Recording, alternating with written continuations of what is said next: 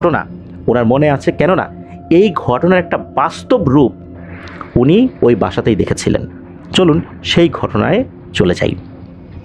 তো এই ঘটনাটির মূল যেই ব্যক্তি তিনি কিন্তু এই দাদি। এই দাদির তখন 3জন ছেলে সন্তান হয়েছে, আর ওনার গর্ভে তখন আর একটা সন্তান পৃথিবীতে ভূমিষ্ঠ হওয়ার জন্য প্রহর গুনছে। উনি তখন 6 কি 7 মাসের গর্ভবতী। উনি তখন কিন্তু এই ঢাকাতে আসেন নাই, তখনও উনি এলাকাতেই থাকতেন। গোপালগঞ্জের কোনো একটা উপজেলাতে ওনাদের বাড়ি, তবে সঙ্গত কারণে সেই জায়গা, এমনকি উপজেলার নামও বলছি না, এটা বলতে নিষেধ করেছেন, শুধু গোপালগঞ্জটা বললাম আর কি। এই দাদি উনি যখন এই রকম অবস্থায় আছেন, এই রকম অবস্থায় থাকলে আসলে মহিলা যারা আছেন তারা তো ওইভাবে নড়াচড়া করতে পারেন না, শরীরটাও ভালো লাগে না, মেজাজটাও অন্যরকম থাকে, অনেক সময় হাঁটাচলা করতে মন চায়, আবার হাঁটাচলা করতে ইচ্ছা না করলেও হাঁটাচলা করতে হয়, কেননা হাঁটাচলা না করলে শরীরে বা হাতে পায়ে পানি জমে যায়, তখন আর একটা সমস্যা হতে পারে, এই জন্য হাঁটাচলা করতে হয়। সারাদিন ঘরের মধ্যে উনি বসেছিলেন, ওই দিন কোনো একটা কারণে হাঁটাচলা করতে একদমই ইচ্ছা করছিল না। সন্ধ্যা লাগবে লাগবে ভাব, এমন সময় ওনার কাছে মনে হলো যে একটু বাইরে যাই, সারাদিন তো হাঁটাচলা করলাম না, এখন না হাঁটলে কেমন হয়, রাত হলে তো আর বাইরে বের হয়ে হাঁটাচলা করতে পারবো না। ওনাদের ঘরটা ছিল দোচালা টিনের ঘর, বাইরে একটা বারান্দা ছিল, তো বারান্দাটাও টিনেরই ছিল। তো উনি ঘর থেকে বের হয়ে বারান্দায় এসেছেন, বারান্দায় বের হয়ে বারান্দার একদম কিনারায় এসে দাঁড়িয়েছেন। কিনারায় এমন জায়গায় দাঁড়িয়েছেন যে বারান্দায় যেই টিন দেয়া হয়, এই টিনের যে শেষ প্রান্ত, ওখান দিয়ে যদি কোনো পানি পড়ে তা ওনার গায়ে এসে পড়তে পারে। আর যেহেতু উনি প্রায় 6 কি 7 মাসের অন্তঃসত্ত্বা ছিলেন, স্বাভাবিকভাবেই ওই অবস্থাতে পেটটা তো একটু বেশি ফুলে যাবে। হঠাৎ করে ওনার কাছে কী মনে হলো যে টিন থেকে কোনো পানি ওনার পেটের উপর পড়লো। প্রথমে উনি বুঝতে পারেন না, টিন থেকে পানি তো এমনিও পড়তে পারে, তখন যদিও বা শীতকাল ছিল না, তখন কিন্তু গ্রীষ্মকালই ছিল। অনেক সময় টিনে কোনো কারণে পানি জমতে পারে বা গাছ থেকে পানি পড়তে পারে, এরকম কিন্তু হয়। তো প্রথমবার পড়েছে, উনি এইটা আর খেয়ালই করেন নাই। কিন্তু দ্বিতীয়বার একই রকমভাবে যখন ওনার পেটের উপরে, ঠিক যেই পেটের অংশে তার সন্তান রয়েছে ওই অংশে কিন্তু পড়েছে, যখন আবারও পানি পড়ল, উনি এবার এই পানিটার দিকে তাকালেন, তাকিয়ে দেখলেন যে আচ্ছা এই জিনিসটা কি, আসলে কি পানি, মনে হচ্ছে এটা আঠার মতো, লালা জাতীয় জিনিস, তবে বেশ আঠালো টাইপের আর কি, স্বচ্ছ ঘোলাটে না, বেশ আঠালো আর কি। তো এই জিনিসটা উনি দেখার পর চিন্তা করলেন কী ব্যাপার, এটা কি, ওই চিন্তা করে উনি আবার বাম হাত দিয়ে পেটের উপর থেকে ওই আঠালো পদার্থটা আঙ্গুলে নিলেন এবং আরেকটা আঙ্গুল দিয়ে উনি দেখছেন, অর্থাৎ বৃদ্ধাঙ্গুলি আবার ওই আঙ্গুলের সাথে ঠেকিয়ে দেখছে যে এটা কতটুকু আঠা বা এই জিনিস আসলে কী। উনি দেখলেন এটা বেশ ভালোই আঠার মতো মনে হচ্ছে। উনি চিন্তা করলেন যে এই জিনিসটা এই টিনের চাল বেয়ে পড়লো কীভাবে, এটা তো একটু দেখার দরকার। আর তখনও কিন্তু মাগরিবের আজান দেয় নাই, তবে দিবে দিবে ভাব, একদম গোধূলি লগ্নে। উনি এবার ঘুরে ওই চালের উপর তাকিয়েছেন, বারান্দা থেকে আর এক পা নামিয়ে একদম মানে উঠোনে চলে এসে চালের উপর যখন তাকিয়েছেন, দেখেন ভয়ঙ্কর একটা দৃশ্য। ওই আলোতেই উনি স্পষ্ট দেখতে পাচ্ছেন যে বিশাল আকৃতির একটা মাকড়সার মতো অবয়ব, যার অনেকগুলো পা রয়েছে, ঠিক কয়টা পা উনি গুনতে পারেন নাই, তবে সেটা মাকড়সা জাতীয় জিনিসই ছিল। এর চোখ দুটো ভয়ঙ্কর, ফুটবলের মতো বড় বড় লাল টকটকে, আর এটার মুখ রয়েছে, যেই মুখটা অনেকটা মানুষের মতো মুখ, আর সেই মুখের মধ্যে দাঁত রয়েছে, দাঁতগুলো কিছুটা সূচালো, আর সেই মুখের ভিতর থেকে প্রায় 3-4 হাত লম্বা একটা জিহবা বের হয়ে আছে, আর ওই জিহবা দিয়েই ওই লালার টকটক করে পড়ছে। এইটা দেখার সাথে সাথে উনি তো ওইখানে চিৎকার দিয়ে সেন্সলেস হয়ে পড়ে যান। ঘরের মধ্যে ওনার শাশুড়ি ছিল, ওনার শাশুড়ি বাইরে বের হয়ে এসে দেখেন যে ওনার পুত্রবধূর এই অবস্থা। তাড়াতাড়ি করে আরও কয়েকজন লোক ডাকেন, এরপর ওনাকে ঘরে নিয়ে যাওয়া হয়। ওনার সেন্স যখন ফেরত আসে তখন উনি সবাইকে বলেন উনি কী দেখেছিলেন। ওনার শাশুড়ি যেহেতু এই বিষয়গুলো সম্পর্কে খুব সচেতন ছিলেন, উনি কাল বিলম্ব না করে ভালো একজন হুজুরের কাছে নিয়ে যান, যে বিষয়টা স্বাভাবিক না, কোনোভাবেই এটাকে হেলাফেলা করার সুযোগ নাই। যখন হুজুরের কাছে নিয়ে যাওয়া হয়, হুজুর ওনাকে ঝাড়ফুঁক করে দিলেন। আর হুজুর একটা তথ্য দিলেন, সেটা হচ্ছে যে এই জিনটা খুবই ভয়ঙ্কর শ্রেণীর একটা পিশাচ জিন। এই গোত্রের জিন সচরাচর আসলে দেখা পাওয়া যায় না। মূলত উনি যখন ঘর থেকে বের হয়েছিলেন, অর্থাৎ দরজা দিয়ে বের হয়েছেন, তখন উঠানে নামেন নাই, বারান্দাতেই আছেন, তখন মূলত এই জিনটার নজর এসে পড়ে যায়। আর ওনার গর্ভে যে সন্তানটা ছিল এইটা সে দেখে ফেলে। আমরা অনেক সময় টক জাতীয় জিনিস দেখলে জিহবা দিয়ে লালা পড়ে, জিভে পানি চলে আসে। মূলত এই শ্রেণীর জিনেরা মহিলাদের গর্ভে থাকা সন্তানগুলোকে খেয়ে ফেলে। যখনই দেখেছে যে এই মহিলা গর্ভবতী, তখনই সে তার আসল রূপে ওই টিনের চালের উপর বসে আর তার জিহবা দিয়ে লালা গড়িয়ে পড়তে থাকে। মানে সে এতটা লোভাতুর হয়ে গিয়েছিল। এরপর তো হুজুর ঝাড়ফুঁক করে দিলেন। হুজুর বললেন যে এইবার এখন আর ঝাড়ফুঁকের কাজ নাই, এখন ডাক্তার দেখাও, আল্লাহ চাহেন তো বাচ্চাটা ঠিকঠাক থাকলেই হয়। ডাক্তারের কাছে নিয়ে যাওয়া হলো। ডাক্তার আলট্রাসাউন্ড করলেন, করার পর দেখা গেল যে না, বাচ্চা ঠিকঠাকই আছে, বাচ্চা জীবিত আছে, তার অন্য কোনো ধরনের সমস্যা নাই। বাচ্চা ভূমিষ্ঠ হওয়ার আগে বেশ কয়েকবার কিন্তু আলট্রাসাউন্ড করার একটা নিয়ম আছে, তবে গ্রামের লোকজন স্বাভাবিকভাবে এই বিষয়গুলো ওইভাবে আসলে মানতে চান না, বা ওরকম সুযোগও তারা পান না। দেখা যাচ্ছে যে একবার হয়তো বা করেন বা দুইবার করেন, কিন্তু রেগুলার একটা চেক আপের মধ্যে থাকতে হয়। এটা কিন্তু গ্রামের লোকজন অনেক সময় অসচেতনতার কারণে এটা হয়ে ওঠে না। বা ওই দাদি উনি যখন এই প্রবলেমটা ফেস করছেন, তো এই সময়টা 90-এর দশকের কোনো একটা সময় বা তারও আগে হতে পারে। দাদি ঠিক সালটা মনে করতে পারেন নাই। তখন তো আসলে ওনারা ওই রকমভাবে এই ধরনের চিকিৎসা নিতে হবে এগুলো তো ভাবেনও নাই। গ্রামে তখন দেখা যাচ্ছে যে স্বাভাবিকভাবেই সন্তানাদি ভূমিষ্ঠ হয়ে যেত। গ্রামে কিছু ধাত্রী থাকতো, তাদের হাতেই বাচ্চা কাচ্চা ভূমিষ্ঠ হতো, হসপিটালে নেওয়ার প্রয়োজন আসলে পড়তো না। যেহেতু এরকম একটা ঘটনা ঘটেছিল, এই জন্যই তাকে হসপিটালে নিয়ে যাওয়া হয়েছিল। দেখা গেলো সব কিছু ঠিকঠাক আছে। এরপরে আর আসলে ওরকমভাবে চেক আপ উনি করার নাই। দেখা গেলো সব ঠিকঠাক আছে, বাচ্চা নড়াচড়া করছে, পেটের মধ্যে সমস্যা তো নাই। বাচ্চা স্বাভাবিকভাবে যখন ভূমিষ্ঠ হলো, তখন সবার কাছে মনে হলো যে এই বাচ্চার মনে হয় কোনো একটা সমস্যা রয়েছে। বাচ্চাটা একটা কন্যা সন্তান হয়েছিল। এর হাত পা মনে হচ্ছে বাঁকানো। বাচ্চাটা বড় হতে থাকে, হাত পা বাঁকানো অবস্থা। আমরা অনেক সময় হাত যদি গোল করার চেষ্টা করি, দুই হাত কেমন হয়, দুই পা যদি একটু গোল করার চেষ্টা করি, যদিও বা সেটা পসিবল হয় না, কিন্তু যদি এরকম হতো কেমন হতো? মনে হচ্ছে এই বাচ্চার দুই হাত দুই পা ওই রকম, যেমন মাকড়সা তার পাগুলো যেভাবে বাঁকিয়ে মাটির উপর চলাচল করে। তো এই যে যিনি ভূমিষ্ঠ হয়েছেন, যাকে এই নাইম ভাই ফুপু বলে ডাকতেন, উনি ওই রকমভাবে নাকি চলাফেরা করতেন, যাকে উনি ওই বাসায় নিজেও দেখেছেন। মনে হচ্ছে একটা মাকড়সা হাঁটাচলা করছে, এমন একটা অবস্থা। ওই ফুপু কিন্তু এই ধরনের শারীরিক বিকলাঙ্গতা নিয়েই জন্মগ্রহণ করেছিলেন। এছাড়া অন্য সব কিছু আল্লাহর রহমতে স্বাভাবিক ছিল। তবে ওনার এই সমস্যাটা আর দূরীভূত হয়নি। এই রকম সমস্যা নিয়েই ওনাকে সারাটা জীবন চলতে হবে। আর নাইম ভাই জানিয়েছেন, এই যে নাহিদ ভাইয়ের বাবা 2015 সালে বিদেশ চলে যান। এরপর থেকে নাহিদ ভাইদের সাথে আর কোনো যোগাযোগ সেভাবে হয়নি বললেই চলে। আর এই ঘটনাটি একটি সত্য ঘটনা, যা আসলে ওই পরিবারের লোকজন, বিশেষ করে ওই ফুপু, উনি ভয়ঙ্করভাবে সাফার করছেন। প্রিয় লিসেনার্স, আসলে গ্রামে অনেক ধরনের বিষয় প্রচলিত আছে যেগুলোকে আমরা কুসংস্কার মনে করি। আসলে কি সব কিছুই কুসংস্কার? সন্ধ্যার সময় মেয়েরা চুল খোলা রেখে বাইরে বের হয় না, ভর দুপুরে বাইরে বের হয় না। যখন এই দাদি বারান্দা এসেছিলেন, তখন নাকি ওনার চুল খোলা ছিল। এই সময়গুলোতে জিনেরা চলাচল করে, যেটা কিন্তু হাদিসেও রয়েছে, সন্ধ্যার সময় বাচ্চাদেরকে বাইরে না রাখার জন্য। আর এই সময়গুলোতে ভয়ঙ্কর সমস্ত জিনেরা চলাচল করে, আর তখন তাদের নজরগুলো আমাদের উপর পড়ে আমাদের ভয়ঙ্কর ক্ষতি হতে পারে, যেমনটা হয়েছিল এই দাদি এবং ফুপুর বেলায়। প্রিয় লিসেনার্স, এটি ছিল ঘটনা। ধন্যবাদ জানাচ্ছি নাইম ভাইকে। আরও অনেক ঘটনা ইনশাল্লাহ আমরা আপনার কাছ থেকে পাবো। চলুন চলে যাব আমাদের এবারের হরর নাইট এপিসোডের 100তম আয়োজনের পরবর্তী আরও একটি নতুন ঘটনায়।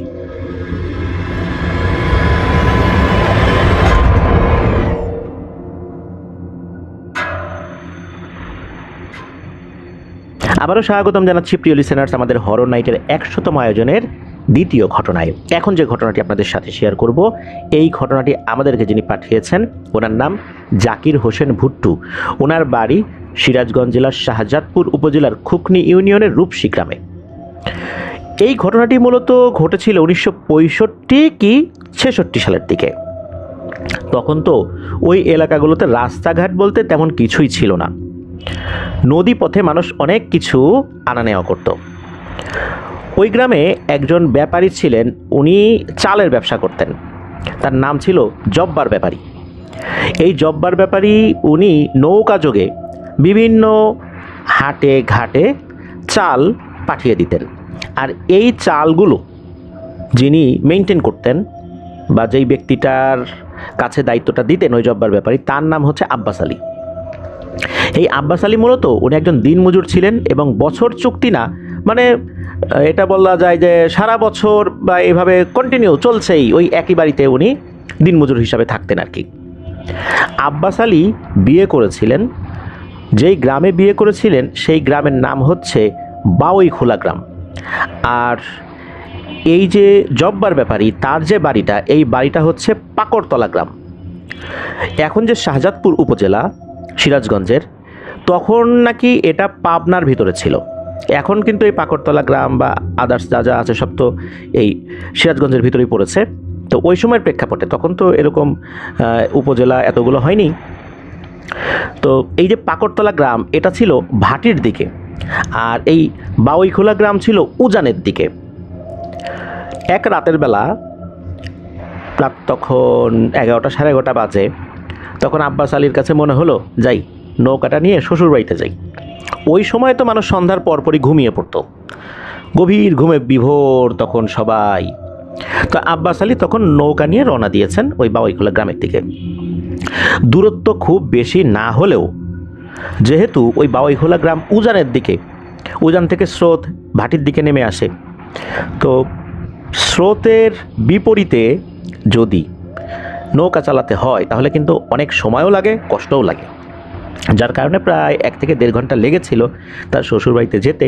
তো শ্বশুরবাড়িটাও ছিল একদম নদীর কাছাকাছি, নদীর পাশ দিয়ে কিছু খাল ঢুকে যায়, ওই রকম একটা খাল দিয়েই যেতে হয়।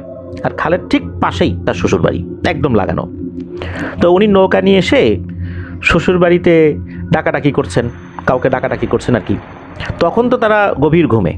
ওই সময় তার শ্বশুর আবার বলে উঠছে যে ব্যাক্কেল জামাইয়ের কাজ দেখছো, এ রাত দুপুরে আসতে বিরক্ত করতে, আক্কেল জ্ঞান কিছুই নেই। তো এই কথাটা আবার এই আব্বাস আলী শুনে ফেলেছেন। তার তো ভীষণ মেজাজ খারাপ হয়। সে সাথে সাথে নৌকা ঘুরিয়ে উনি আবার রওনা দিয়েছেন। ওই সময় তার ওয়াইফ আবার ঘুম থেকে উঠে বাইরে বের হয়ে এসে দেখেন যে তার স্বামী নৌকা নিয়ে চলে যাচ্ছে। তো উনি পেছন থেকে ডাকছেন, এই ফিরে আসো ফিরে আসো, কিন্তু উনি আর আসেন নাই। উনি রাগ করে নৌকা নিয়ে যাওয়া শুরু করেছেন। এখন উজান থেকে তো ভাটির দিকে যাবেন, অর্থাৎ স্রোত যেদিকে যাচ্ছে নৌকা সেদিকেই যাবে, দাঁড় বাইতে হবে না, অর্থাৎ বৈঠা দিয়ে নৌকা না চালালেও হবে, আস্তে আস্তে এমনিতেই যেতে থাকবে। উনি শুধু বৈঠাটা ঠিকঠাক মতো ধরে রাখবেন যাতে করে নৌকার গতিপথটা ঠিক থাকে। উনি করেছেন কি, 2 পা পানির মধ্যে ডুবিয়ে রেখেছেন আর কি, এক পাশে 2 পা নামিয়ে রেখেছেন, আর অন্য হাত দিয়ে একটা বৈঠা দিয়ে নৌকার গতিপথ ঠিক রাখার চেষ্টা করছেন। তো এইভাবে অনেকক্ষণ গেছেন। ওই সময় তার বিড়ি খাওয়ার ইচ্ছা জাগে। নৌকাটা একটা ছইওয়ালা নৌকা ছিল, ওই ছইয়ের মধ্যে বিড়ি ছিল, ম্যাচ ছিল। উনি তখন বিড়ি খাওয়ার জন্য উঠবেন, পাটা কেবল পানি থেকে উঠিয়েছেন, এমন সময় পানির নিচ থেকে খপ করে একটা হাত তার পা টেনে ধরে। আর যখনই পা টেনে ধরেছে তখনই পানির দিকে হ্যাঁচকা টান মেরেছে। ওই সময় হয় কি যে ওনার অন্য হাতে তো একটা বৈঠা ছিল, তো ওই বৈঠার কারণে সরাসরি উনি পানিতে পড়েন নাই, শরীরটা প্রথমে নৌকার পাটাতনের উপরে পড়েছে। এরপর পানির নিচে যাওয়া যখন শুরু করেছেন তখন উনি 2 হাত দিয়ে নৌকার সাইডের যে কাঠ এটা চেপে ধরেছেন। উনিও কিন্তু খুব শক্তিশালী ছিলেন, যেহেতু ভারী ভারী কাজ করতেন, ওনার শরীরে আল্লাহর রহমতে শক্তি টক্তি ভালোই ছিল। তো উনি তো নৌকার কাঠ ধরে রেখেছেন। আর পানির নিচে দেখা গেল যে এবার একটা হাত না, 2টো হাত, প্রথমে তো একটা হাত দিয়ে টান দিয়েছিল, এবার মনে হচ্ছে 2 পায়ে 2টা হাত পড়েছে। আর তাকে পানির নিচে নিয়ে যাওয়ার জন্য খুব চেষ্টা করছে। উনি তো নৌকার কাঠ ধরে রেখেছেন, এত জোরে টানছে যে নৌকা এক পাশে হেলে যাচ্ছে। উনি একটা বিষয় ফিল করলেন, সেটা হচ্ছে নৌকা যখন খুব হেলে যায়, অর্থাৎ আরও গভীরে যাওয়ার মতো উপক্রম হয়, ওনার পা তখন মাটিতে ঠেকে যায়, অর্থাৎ ওইখানে গভীরতা খুব কম। যখনই পা মাটিতে থেকে যায়, উনি আবার পা মাটির উপর দিকে একটা বল প্রয়োগ করেন, যার ফলে উনি আবার কিছুটা উপর দিকে উঠে যান, আবার তার পা ধরে নিচ দিকে টান দেয়। এভাবে টানাটানি চলছে। উনিও কোনোভাবেই নৌকা ছাড়ছেন না, অনেক কষ্ট করে ধরে রাখছেন, মনে মনে যা দোয়া দরুদ আছে পড়ার চেষ্টা করছেন। এভাবে কিন্তু নৌকা ভেসে চলছে। তো এইভাবে যেতে যেতে একটা জায়গায় একজন লোক মাছ ধরে, তার নাম ছিল সত্য হালদার। এই সত্য হালদার উনি দেখছেন যে একটা খালি নৌকা ভেসে আসছে। উনি এটা দেখে বেশ অবাক হন। নৌকার মধ্যে একটা আলো জ্বলছে, ওই হারিকেন জাতীয় একটা জিনিস ছিল ওই সময়, ওইটা নৌকার মধ্যে তো ছিল। উনি দেখছেন যে কোনো মানুষজন নাই, কিন্তু নৌকা ভেসে আসছে। উনি দূর থেকে বলছেন, এই নৌকাকার রে, এই নৌকাকার রে, মানুষ কই, কেউ আসো নাকি, এইভাবে বলতেছেন। তখন ওই যে আব্বাস আলী, উনি তো একপাশে ঝুলে রয়েছেন, উনি বলছেন যে কাকা আমি আসি, আমি আব্বাস। তখন সত্য হালদার উনি ওনার কাছে থাকা ছোট একটা নৌকা নিয়ে এগিয়ে যান। তখন ওই নৌকাটা ধরেছেন, আব্বাস আলীকে টেনে তুলেছেন। উনি যখন টেনে তুলছিলেন, তখন ওই সত্য হালদারের কাছে মনে হলো নিচ থেকে আব্বাস আলীকে খুব শক্তভাবে কেউ টেনে ধরে রেখেছিল। তবে আল্লাহর রহমতে সত্য হালদার তাকে উপরে টেনে তোলেন। টেনে তোলার পর কি হয়েছে সব কিছু শুনলেন। শোনার পর বললেন যে তুমি বাপু এখন আর বাসায় যাওয়ার দরকার নাই, থাকো এখন, আর একটু রাতটা পার হোক, ফজরের আজান দিক, তারপর চলে যাও। তা উনি ওই সত্য হালদারের সাথে গল্প গুজব করেন, বিভিন্ন বিষয় শেয়ার করেন। পরে ওই নৌকাটা নিয়ে আবার ওনার যেই মহাজনের বাড়ি, এই জব্বার ব্যাপারীর বাড়ি, সেখানে চলে যান। এই ঘটনার পর ওনার শারীরিক কোনো ধরনের কোনো সমস্যা হয়েছিল বলে ওভাবে জানা যায় না। তবে এই ঘটনার 1 কি 2 দিন পর উনি নৌকায় চাল বোঝাই করে একটা জায়গায় গিয়েছিলেন। সেই জায়গাটার নাম হচ্ছে শিখরামপুর ঘাট। ওখানে উনি চাল টাল বিক্রি করেছেন, আরও কিছু মালামাল কিনেছেন, সেটা আবার পৌঁছাতে হবে এনায়েতপুর ঘাটে। ওই সময় তো এই পথ দিয়েই মূলত ব্যবসা বাণিজ্য হতো। তবে উনি যখন শিখরামপুর ঘাট থেকে নৌকা নিয়ে রওনা দিয়েছেন, উনি তো একা ছিলেন না, তখন নৌকায় তখন আরও বেশ কয়েকজন ছিল। সন্ধ্যার দিকে রওনা দিয়েছেন, আর এই নৌকা নিয়ে এনায়েতপুর ঘাটে পৌঁছাতে পৌঁছাতে প্রায় ফজরের আজান দিবে। তখন এই নৌকাগুলো নাকি ওই পাড় দিয়ে দাঁড় টেনে নিয়ে যেতে হতো, এমন একটা সিস্টেমে আর কি নৌকা নিয়ে যেতে হতো। আমরা অনেক সময় দেখেছি যে দাঁড় টানা, এই সিস্টেমটা এখন আসলে ওভাবে দেখা যায় না, বা কোথাও আছে কি না এখন জানি না। লিসেনাররা আপনারা ইউটিউবে বা গুগলে সার্চ দিয়ে দেখে নিতে পারবেন যে দাঁড় টানা নৌকাগুলো কেমন হয়। দাঁড় টানা নৌকাগুলো নদীর বা খালের এক পাশ দিয়ে নিয়ে যাওয়া হয়, আর 1 2 জন বা একাধিক ব্যক্তি দড়ি টেনে টেনে নৌকা সামনের দিকে এগিয়ে নিয়ে যেতে থাকেন, দাঁড় টানা নৌকা আর কি। তো এইভাবে দাঁড় টেনে নিয়ে যেতে হবেন এই রাতের বেলা নদীর পাশ দিয়ে।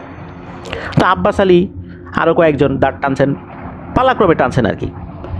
যখন তারা হাঁপিয়ে যান তখন অন্যরা আসে, আবার অন্যরা যখন হাঁপিয়ে যান তখন এরা আসে। তো এইভাবে অল্টারনেট করে ওনারা দাঁড় টেনে নিয়ে যাচ্ছেন। যেতে যেতে যেতে যেতে খোকসাবাড়ি কালীবাড়ি নামক একটা জায়গা পড়ে, ওখানে একটা শ্মশান রয়েছে। আর শ্মশানের ওখানে একটা বটগাছ রয়েছে, বটগাছটা এখনও আছে। ওইখানে যখন আসছেন তখন শুরু হয় বৃষ্টি, হঠাৎ করে বৃষ্টি। এদিকে নৌকার উপরে চালের বস্তা টস্তা আছে, এগুলো তো ভিজে যাবে। আরও কিছু নতুন মালামাল কেনা হয়েছে, যেটা আবার এনায়েতপুর ঘাটে পৌঁছাতে হবে। কি করা যাবে? ওনাদের সাথে থাকা বিভিন্ন জিনিস দিয়ে ওই বস্তা ঢাকলেও নিজেদেরকে আসলে আচ্ছাদন করার মতো কিছু পাচ্ছিলেন না। কি করা যায়? এমন সময় এই আব্বাস আলী দেখেন যে ওই দিনই, অর্থাৎ দিনের কোনো একটা সময় বা সন্ধ্যার পর হয়তো বা কোনো একটা সময় আর কি, একটা লাশ পোড়ানো হয়েছে শ্মশানে। আমরা দেখি যে লাশ পোড়ানো হলে যিনি মারা গেছেন, অর্থাৎ ওই লাশের ব্যবহৃত বিভিন্ন জিনিস, বিশেষ করে বালিশ, কাঁথা, কম্বল, তোশক, এই জিনিসগুলো কিন্তু শ্মশানে নিয়ে আসা হয়, ফেলে দেওয়া হয়। এই জিনিসগুলো ওখানে ফেলে দেওয়া ছিল। তখন এই আব্বাস আলী কী করেছেন, এই কাঁথা, কম্বল, বালিশ, তোশক এইগুলো তাড়াতাড়ি করে সংগ্রহ করেছেন। সংগ্রহ করে নৌকায় নিয়ে গেছেন। নৌকায় নিয়ে গিয়ে সবাই ওইটার নিচে আশ্রয় গ্রহণ করেছেন, যাতে করে বৃষ্টিতে ভিজে না যান। এরকম তো বৃষ্টি চলছে, এই জিনিসগুলো আস্তে আস্তে ভিজে যাচ্ছে। তবে বৃষ্টির তীব্রতা কমে এসেছিল, তখন গুড়ি গুড়ি বৃষ্টি পড়া শুরু হয়েছিল। কখন যে ওনারা ঘুমায় গেছেন ওনারা নিজেরাও বলতে পারেন না। রাত তখন ঠিক কয়টা বাজে এটাও বলা মুশকিল, আনুমানিক 2টা-2:30 হতে পারে। আব্বাস আলী উনি ওনার শরীরের উপরে যেই কাঁথা কম্বল ছিল এগুলোতে টান অনুভব করছেন, কে যেন টানছে। উনি চিন্তা করলেন কী ব্যাপার, কে টানে। উনি যখন ওই কাঁথার নিচ থেকে মাথাটা বের করেছেন তখন দেখেন খুবই বীভৎস এক দৃশ্য। উনি দেখেন যে অর্ধেক পোড়ানো আর অর্ধেক পোড়ানো হয়নি এমন একটা ডেড বডি দাঁড়িয়ে আছে। মনে হচ্ছে যে লাশটা এখানে পোড়ানো হয়েছে, এর অর্ধেক বডি পোড়ানো হয়েছে, অর্ধেক বডি তখনও পড়েনি। এমন একটা লাশ এই কাঁথা কম্বল টানছে আর বলছে, হেই আব্বাস আলী, আমার কাঁথা কম্বল নিছিস কে? দে আমার কাঁথা কম্বল দে। এইটা দেখার সাথে সাথে উনি প্রচণ্ড জোরে দিয়েছেন এক চিৎকার দিয়েই উনি অজ্ঞান হয়ে গেছেন। তো ওনার চিৎকারে অন্যদের তো ঘুম ভেঙে গেছে। তাদের তো আসলে গভীর ঘুম ছিল না, হালকা ঘুমই ওই সময় ছিল আর কি। কারণ ওই ধরনের সিচুয়েশনে এরকম ভেজা কাঁথা কম্বল গায়ে দিয়ে তো আসলে ঘুম ভালো হয় না। তারপরেও ক্লান্ত শরীর ছিল, কিছুটা ঘুম তো তাদের আসবে, এটাই স্বাভাবিক। তো ওনারা সাথে সাথে ঘুম থেকে জেগে যান, জেগে কিছুই দেখেন না, দেখেন যে আব্বাস আলী অজ্ঞান হয়ে পড়ে আছে নৌকার ভিতরে। তার যখন সেন্স ফেরানোর চেষ্টা করেন, সেন্স ফেরত আসে, তখন উনি বলেন যে এই ঘটনা। তখন ওনারা বলেন যে এখানে আর কাল বিলম্ব করা যাবে না, আর বৃষ্টিতে প্রয়োজনে ভিজবো, তাও এই লাশের কাঁথা কম্বল গায়ে দিব না। তখন এগুলো যেখান থেকে আনা হয়েছিল সেখানেই রেখে ওনারা রওনা দিয়েছেন ওই রাতের বেলাতেই। তবে আব্বাস আলী আর দাঁড় টানতে পারেন নাই, উনি বাড়িতে ফেরত আসেন পরবর্তীতে। আসার পর উনি খুব অসুস্থ হয়ে পড়েন। উনি 1 মাস কিছুই খেতে পারতেন না, যা খেতেন তাই বমি হয়ে বের হয়ে যেত। আর এখানে অদ্ভুত একটা ব্যাপার, যখন ওনার খাবারগুলো বমি হয়ে বের হয়ে যেত মনে হচ্ছে যে এগুলো পোড়া কয়লা হয়ে বের হয়ে এসেছে, এমন একটা অবস্থা। আস্তে আস্তে উনি খুব শুকিয়ে যেতে থাকেন। আর এই ঘটনার মোটামুটি 1.5 মাসের মতো, মানে এই ঘটনা বিশেষ করে এই যে লাশের সাথে যে ঘটনাটা ঘটলো, অর্থাৎ পোড়া আধা পোড়া লাশের সাথে, তো এই ঘটনা ঘটার মোটামুটি 1.5 মাসের মতো নাকি উনি জীবিত ছিলেন। এরপর উনি মারা যান। আর ওনার সাথে ঘটে যাওয়া ঘটনাগুলো তো উনি এই সময়ের মধ্যে বলেছিলেন, বিভিন্ন হুজুর কবিরাজ দেখানো হয়েছে তাদেরকে উনি ঘটনাগুলো বলেছিলেন। তখন যারা দেখেছিলেন তাকে, তারা বলেছিলেন যে ভয়ঙ্কর এক পিশাচের খপ্পরে আগে থেকেই এই আব্বাস আলী পড়ে গিয়েছিলেন, ওই যে পানিতে যখন উনি পা ডুবিয়েছিলেন তখন, ওই সময় তার পিছু পড়ে। আর রাতের বেলা মূলত যখন ওই শ্মশানে লাশ পোড়ানোর কাঁথা কম্বল গায়ে দিয়েছে তখন মূলত ওই পিশাচটা তার উপর আরও বেশি করে আক্রমণ করতে সমর্থ হয়। আর ওই সময় তার ভেতরের বিভিন্ন অর্গানগুলোকে একদম নষ্ট করে দিয়েছিল। আর এভাবেই আব্বাস আলীর মৃত্যু হয়। প্রিয় লিসেনার্স, ঘটনাটা আসলেই বেশ অন্যরকম। একবার চিন্তা করুন, ওই ধরনের সিচুয়েশনগুলো যারা এটা ফেস করেছেন তারা বুঝতে পারবেন যে কতটা ভয়ঙ্কর সেই পরিবেশ ছিল। ধন্যবাদ জানাচ্ছি ভুট্টু ভাইকে। আশা করি আপনার কাছ থেকে আর অনেক ঘটনা ইনশাআল্লাহ আমরা পাবো। প্রিয় লিসেনার্স, চলুন চলে যাব আমাদের এবারের হরর নাইটের 100তম আয়োজনের 3য় এবং শেষ ঘটনায়।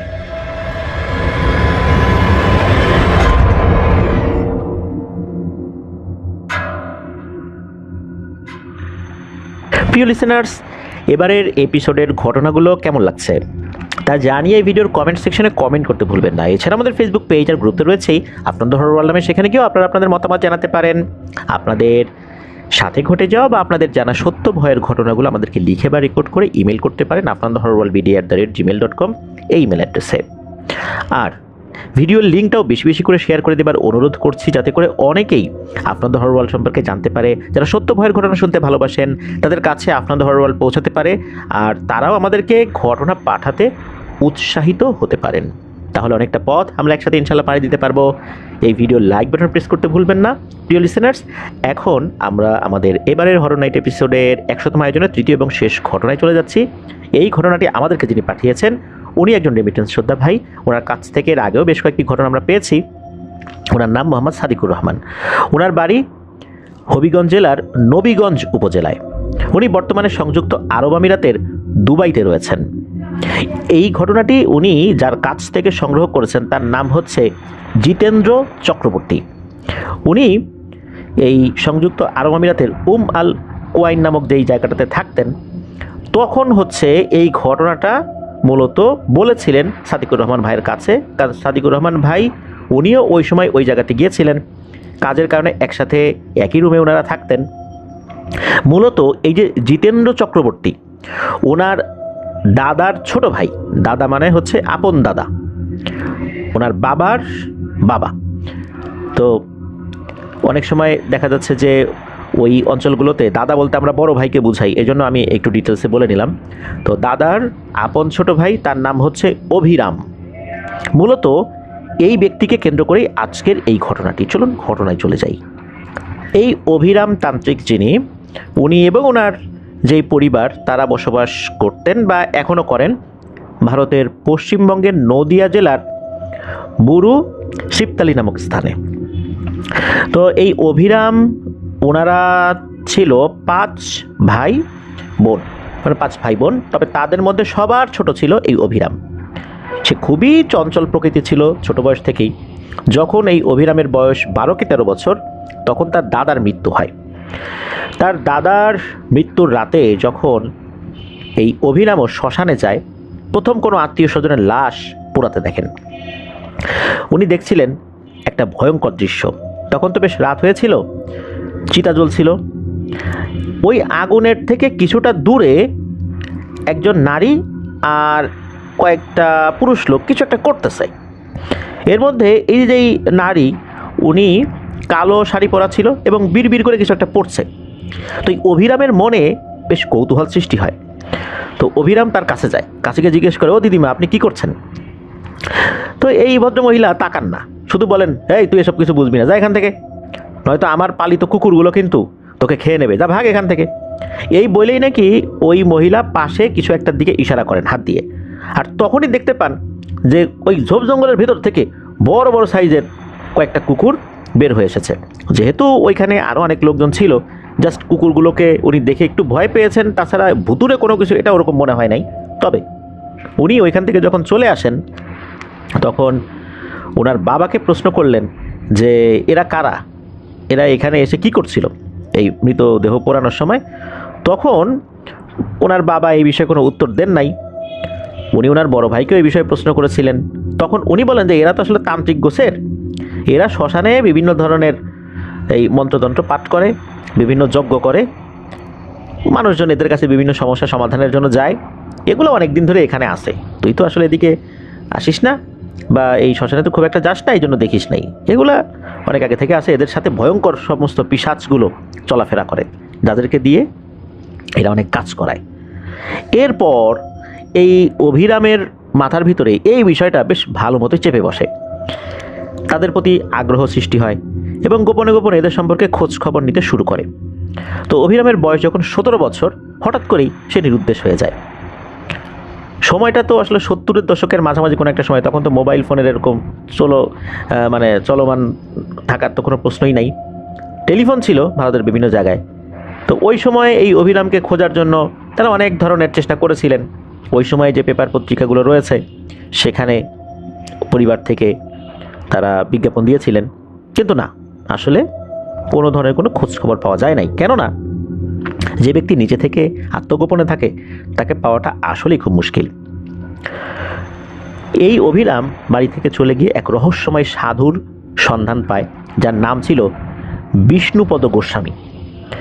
এই ব্যক্তিও নির্জন শ্মশানেই থাকতেন, দিনের আলোতে খুব একটা বের হতেন না। মূলত অভিরাম বাড়ি থেকে বের হয়েছিলেন এই টাইপের কোন একটা শ্মশান সাধুর সান্নিধ্য পাওয়ার জন্য। তো পেয়েও যান। এই যে সাধু, এ আবার মানুষ হিসাবে ভালো ছিল। সে তন্ত্র সাধনা করত, পিশাচ সাধনা করত, তবে মানুষ হিসাবে অতটা আসলে খারাপ বলা যায় না। তার কথাবার্তায় এতটুকু বুঝে নিলেন অভিরাম, যেহেতু তার বয়স প্রায় 17 হয়ে গিয়েছিল ওই সময় আর কি, যখন সে নিরুদ্দেশ হয়ে যায়। এই কারণে মানুষ সম্পর্কে তো একটা ধারণা তো হয়েছিল। এই সাধুর কাছে সে যায়, সে তন্ত্রমন্ত্র শিখতে চায়। ওই সাধুর যে বাসস্থান, যে আশ্রম ছিল, সে যে সেখানে একা থাকতো, নির্জন বাস করতো, বিষয়টা এরকম না। তার আরও কিছু শিষ্য ছিল। ওখানে অভিরাম যায়, জানায় যে সেইভাবে বাড়ি থেকে নিরুদ্দেশ হয়ে এসেছে, সে এটা শেখার জন্যই এসেছে। তো সাধু তাকে দেখে কিছুক্ষণ ভাবেন, তারপর চিন্তা করেন যে এই ছেলেটাকে দিয়ে কাজ হবে, এর আগ্রহ আছে, একে দিয়ে আসলে কোনো কাজ করানো সম্ভব। এরপর বলেন যে আসলে এই কাজ করতে হলে তোকে 5 রাত 5টা শ্মশানে কাটাতে হবে, 5 ধরনের প্রতিবন্ধকতার মুখোমুখি হতে হবে। এরপরে তোর মন এবং শরীর প্রাথমিকভাবে তৈরি হবে, তারপরও আরও অনেক কাজ আছে। এই 5 রাত কাটাতে পারলেই বোঝা যাবে যে আসলে তুই পারবি কি পারবি না। এদিকে এই সমস্ত কথা যখন শুনলেন এই অভিরাম, উনি বললেন যে 5 রাত কেন, 50 রাত কাটাতেও আমি রাজি, যেহেতু বাসা থেকে বের হয়ে আসছি, এই জিনিসগুলো আমি শিখেই তারপরে বাড়িতে ফিরব। তো সাধু বলেন ঠিক আছে, সামনের অমাবস্যা তো বেশি দেরি নাই, আর মাত্র কয়েকদিন আছে, ওই রাত্রেই তোর প্রথম পরীক্ষা হবে, আর 5 মাস সময় লাগবে, কেননা একটা অমাবস্যার পরে আর একটা অমাবস্যা আসতে তো মাঝখানে কিছুটা সময় থাকে। তো প্রতি মাসে একটা অমাবস্যায় তাকে একটা শ্মশানে বসিয়ে দিবেন এই সাধু। একটা কাজ যদি সে সফলভাবে করতে পারে, পরবর্তী অমাবস্যায় তাকে পাঠানোর জন্য ওই সাধু তৈরি করবেন। তো এরকমই কথা হয় আর কি, কি করবেন সব কিছু বলে দিবেন ওই সাধু। তো প্রথম রাত এই অভিরাম উনি ওই সাধুর কাছ থেকে সব কিছু জেনে নিয়ে উনি সুভাষপুর নামক একটা জায়গা ছিল ওই এলাকাতে, বা ওই এলাকা থেকে বেশ দূরে, এই সুভাষপুর একটা শ্মশান ছিল, ওইখানে উনি যান। তো ওই সাধুর দেয়া তেল, ছাই, হাতে রুদ্রাক্ষের মালা, এগুলো নিয়ে ওই শ্মশানে গিয়েছেন। পুরনো একটা পাথর ছিল, একটা শিবলিঙ্গ ছিল ওইখানে, তো ওইখানে গিয়েছেন। ওখানে দেখলেন যে একটা চিতা প্রায় নিভু, অর্থাৎ ওখানে লাশ দাহ করা হয়েছে, আগুন পুরোপুরি নেভে নাই এমন একটা অবস্থা। সে তো ওখানে গিয়ে চোখ বন্ধ করে সাধুর শিখিয়ে দেয়া মন্ত্র জপ করছে। হঠাৎ করে পেছন দিকে একটা শব্দ শুনতে পায়, মনে হলো মাটি ফুঁড়ে কোনো কিছু বের হচ্ছে, এমন একটা শব্দ। এই শব্দ পেয়ে সে পেছনে তাকায়, কিন্তু কিছু দেখে না। কিছুক্ষণের মধ্যে দেখে একটি কালো বিড়াল তার পায়ের কাছে এসে বসেছে। এই কালো বিড়ালটার চোখগুলো বেশ বড় বড় আর একদম সাদা। এটা দেখার পর অভিরাম চোখ বন্ধ করে নেয়। সে মনে মনে ভয় পেলেও সাহস হারায়নি।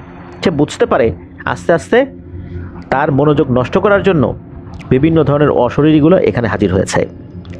তো ওই রাতে জাস্ট এতটুকুই হয়েছে, আর কিচ্ছু হয়নি। ওই পেছনে একটা শব্দ, এরপর বিড়াল পাশে এসে বসেছে, এরপর সে মন্ত্র পাঠ করেছে ভোর পর্যন্ত। এর ভিতরে অন্য কোনো ভয়ের ঘটনা বা ভয়ঙ্কর কিছু এসে তাকে ভয় দেখিয়েছে এরকম কোনো কিছু হয়নি, ওই বিড়ালটা ছাড়া আর ওই শব্দ ছাড়া। সকালবেলা যখন সে আসছে সাধুর আশ্রমে এই বিষ্ণুপদ গোস্বামীর কাছে, কি হয়েছে যখন বলল, তখন এই সাধু হেসে দেন। হেসে দিয়ে বলেন, তোর ভাগ্যটা আসলেই ভালো রে, তুই কখনোই কোনো মানুষের খারাপ কিছু করতে পারবি না, তুই শুধু মানুষের উপকারটাই করতে পারবি, আর তুই অনেক সহজেই অনেক কিছু পেয়ে গেছিস বলে মনে হচ্ছে। এত সহজে কেউ কখনোই কিছু পায় না। তুই আরও 4 রাত এটা তো তোকে করতেই হবে, 4 অমাবস্যায়, তবে তুই চালিয়ে যা। এই কথা বলার পর অভিরামের মনের মধ্যে নতুন এক আশার আলো সঞ্চারিত হয়, কারণ ওই রাতে তো ওই 2টা জিনিস ছাড়া অন্য কোনো ভয় তো সে পায় নাই, কোনো ভয়ঙ্কর অবয়ব সে দেখে নাই। তো যাই হোক, এর ভিতরে ওই আশ্রমে থাকে, সাধু কি করে না করে দেখে, বিভিন্ন লোকজন ওই সাধুর কাছে আসে, বিভিন্ন ট্রিটমেন্ট নিয়ে চলে যায়। সাধু মাঝে মাঝে তাকে কিছু কাজ দেয়, কাজগুলো করে। এরকম করতে করতে দেখতে দেখতে আরও দিন কেটে গিয়ে পরবর্তী অমাবস্যার সময়টাও চলে আসে। ওই রাতটা তার জন্য দ্বিতীয় রাত ছিল। তো সাধু সব কিছু বলে রেখেছিলেন কোথায় যেতে হবে, 5টা ভিন্ন ভিন্ন শ্মশানে। তো এরকম একটা শ্মশানে সে যায়। ওই এলাকায় তো আসলে ম্যাক্সিমাম লোকই হিন্দু ধর্মাবলম্বী, যার কারণে শ্মশান কিন্তু অনেকই রয়েছে। দেখা যাচ্ছে যে কিছু দূরে দূরে বা কয়েক মাইল দূরে দূরে কিন্তু শ্মশান রয়েছে। তো এরকম একটা শ্মশানে সে যায়। যাওয়ার পর ওই শ্মশানে যাওয়ার সময় কথা ছিল যে আগুন জ্বালিয়ে বসতে হবে ওই রাত্রে। তো আগুন জ্বালিয়ে বসেছে, এটা যখন করেছে তারপর বিভিন্ন ধরনের মন্ত্র পাঠ করছে। আগুন নিভু যখন হয় তখন ওই যে সাথে নিয়ে যাওয়া কাঠগুলো আবার জ্বালায়, তো এইভাবে চলছে আর কি। হঠাৎ করে দেখতে পায় যে, মানে তাও ঘন্টাখানেক হয়ে গেছে, হঠাৎ করে দেখতে পায় যে একটা কুকুর কোনো একটা চিতার পাশে পড়ে থাকা একটা মৃতদেহের হাড় মুখে করে টেনে নিয়ে যাচ্ছে। মানে সে নিতে পারছে না, বেশ বড় একটা মনে হয় শরীরের একটা অংশ, পুরোপুরি পড়ে নাই, ওরকম আধপড় অবস্থাতেই রেখে চলে গিয়েছিল। তো এটা দেখার পর তার মনের মধ্যে একটা চিন্তা উদিত হয়, সেটা হচ্ছে যে একটা মৃতদেহ আধপড় অবস্থায় পড়ে আছে, একটা মানুষ এইভাবে কুকুর তার শরীর অঙ্গ প্রত্যঙ্গ টেনে নিয়ে যাবে, এটা কেমন হয়। সে ওইখান থেকে উঠে গিয়ে ওই কুকুরটাকে তাড়িয়ে দেয়। কুকুরটা একবার তাকিয়ে দেখে অভিরামের দিকে। অভিরামের কাছে মনে হলো এই কুকুরটার চোখের মধ্যে অস্বাভাবিক কোনো কিছু ছিল। সে আবার ফিরে এসে ওই জায়গায় বসে মন্ত্র জপ করা শুরু করে। হঠাৎ পেছন থেকে কর্কশ একটা গলা শোনা যায়। মনে হচ্ছে কোনো কিছু শব্দ করতে করতে তার দিকে আসছে। তাকিয়ে দেখে যে এটা ওই কুকুরটা তার দিকে ধেয়ে আসছে, চোখগুলো জল জল করছে। সে ভয়ে চোখ বন্ধ করে ফেলে, মন্ত্র পড়তে থাকে। এর কিছুক্ষণ পর তার পাশে অন্য কোনো কিছু একটা উপস্থিতি টের পায়। সে চোখ খুলে দেখে এই কুকুর থেকে 100 গুণ বড় বিশাল আকৃতির একটা কুকুর। একটা স্বাভাবিক আকৃতির কুকুরের মধ্যে যদি 100টা কুকুর ঢুকায় দেওয়া হয় তার আকৃতি কত বড় হতে পারে? ওই রকম সাইজের একটা কুকুর। মনে হচ্ছে যে এই কুকুরটাকে দেখে ওই কুকুরটা পালিয়েছে, আগের কুকুর যে এটা না এটা সে বুঝতে পারে। এরপর সে ওখানেই জ্ঞান হারিয়ে ফেলে। সে ওইবার ভয় পেয়েছিল আর কি। সকালে সে উঠে দেখে সেই বিষ্ণুপদ গোস্বামী যে সাধু তার পাশে বসে আছে অচেনা একটা জায়গায় গাছের নিচে। এটা তার আশ্রম না, আর তার গায়ে রক্তের দাগ, অর্থাৎ ওই সাধুর গায়ে রক্তের দাগ। এটা দেখার পর সাধুকে প্রশ্ন করে যে আপনার গায়ে রক্তের দাগ কিসের, আর আমি এখানে কিভাবে আসলাম? আমি তো অন্য জায়গায় ছিলাম। তখন সাধু বলেন যে তোকে দিয়ে আর হবে না রে বাবা, তুই এখানেই সমাপ্তি কর, তুই আর আগাস না সামনে, তুই চলে যা।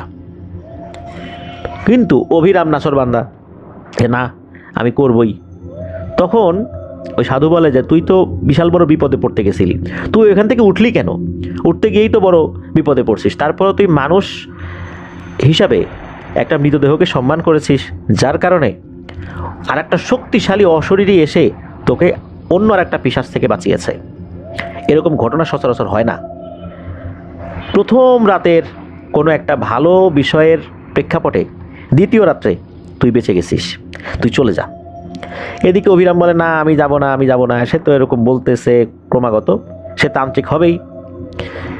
একটা পর্যায়ে সেই বিষ্ণুপদ গোস্বামী উনি বলেন আচ্ছা ঠিক আছে, দেখি পরবর্তী রাতের জন্য তোকে তৈরি করা যায় কিনা। পরবর্তী বেশ কিছুদিন তাকে তৃতীয় রাতের জন্য তৈরি করেন। এরপর একটি পুরনো শ্মশান সেখানে পাঠান। এই শ্মশানটা একটা ছোট নদীর ধারে, এখানে কেউ যায় না, ওখানে আসলে লাশ পোড়ায়ও না, অনেক আগে পোড়াতো আর কি। তো কথিত আছে এখানে নাকি একটা সাদা কাপড় পরা অশরীরীকে দেখা যায়, সে এখানে ঘোরাফেরা করে, অনেকেই তাকে দেখেছে আর কি। তো ওইখানে বসে সে মন্ত্র জপ করতে শুরু করে। একটা পর্যায়ে হয় কি, মনে হচ্ছে তার শরীরটা অনেক ঠান্ডা হয়ে আসছে, তার শ্বাস নিতে কষ্ট হচ্ছে, অথচ ওই সময় কিন্তু শীতকাল ছিল না। এক মুহূর্তে তার কাছে মনে হলো তার গলার উপরে কেউ বসে আছে। সে চোখ বন্ধ করে মন্ত্র পড়তে থাকে। এরপর তার কাছে মনে হলো শরীর থেকে ওই জিনিসটা সরে গেল।